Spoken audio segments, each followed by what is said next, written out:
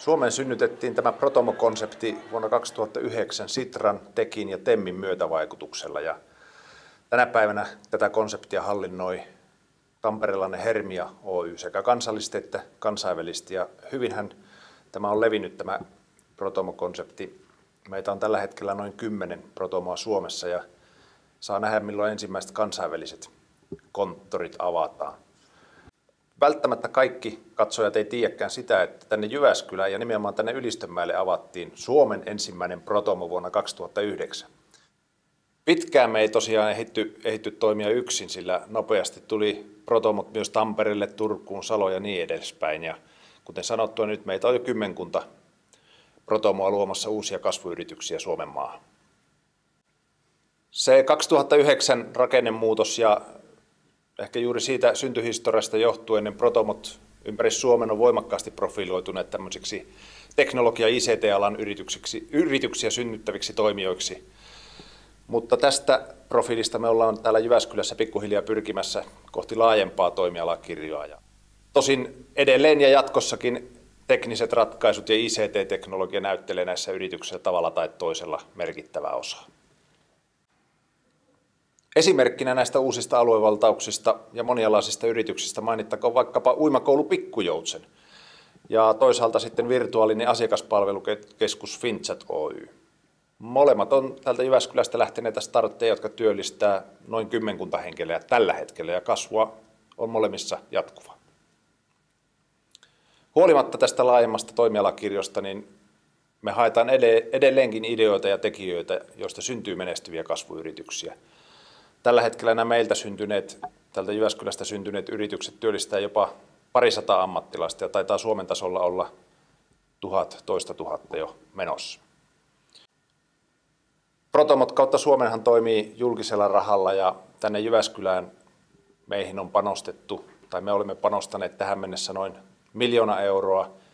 Ja laskennallisesti tähän meidän syntyneiden yritysten hinnaksi tulee noin 15 000–20 000 euroa ja yhden työpaikan hinnaksi noin 5 000 euroa. Eli näkisin, että panostuotussuhde on kohtuullisen hyvä. No mitä meillä sitten on tarjota aloittelevalle yritykselle tai yrittäjälle?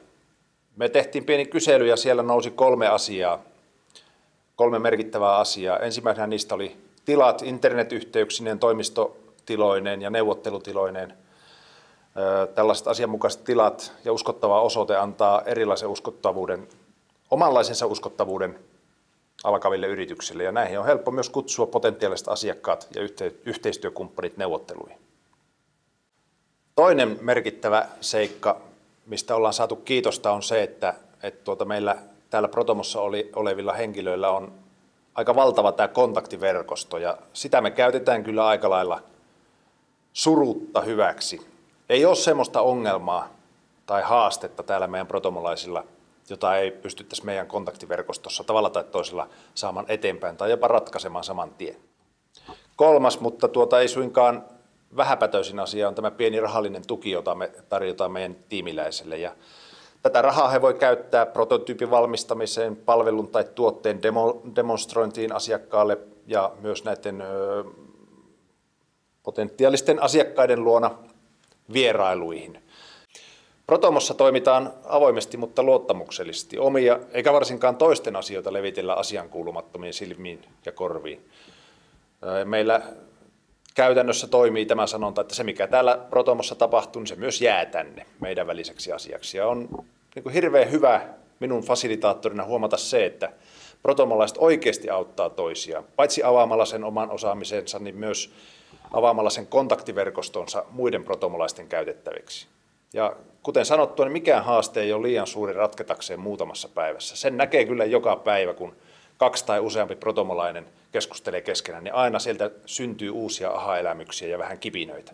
Siitä minäkin Protomo-fasilitaattorina saan oman virtani. Music.info Finland Oy tarjoaa musiikkipalvelun, joka kokoaa internetistä löytyvän musiikkitiedon sekä musiikin kauppapaikat ja streaming-radiot käyttäjälle käytettäväksi yhdestä verkko-osoitteesta.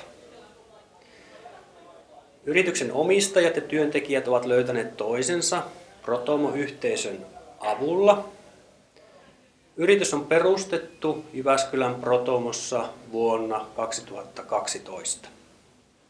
Yrityksen tarjoama musiikkipalvelu löytyy osoitteesta alfa.musicinfo.fi, josta löytyy noin 3,5 miljoonan artistin ja 40 miljoonan kappaleen tiedot. Yritys on kovassa kasvu- ja kansainvälistymisvaiheessa. Kiitos. Hi, my name is Venkata Gandikota, and I have my own company called Engineer Consulting. I have first come to Protomo when I learned that there is an organization for entrepreneurs in Finland, in Jyväskylä especially, and after my last work contract, I came here to see if I can have my ideas developed into something more, and that's what actually happened. It is very nice to have a community where you can talk to people, bounce your ideas, and make it into something more concrete. And that's what happened with me. And it has been great for me in Protomo. There has been a sense of community. There is a lot of networking opportunities, and I hope others who want to become entrepreneurs with their own ideas can come here and have something that I have, which is something not for only for themselves, for something maybe employment for others as well.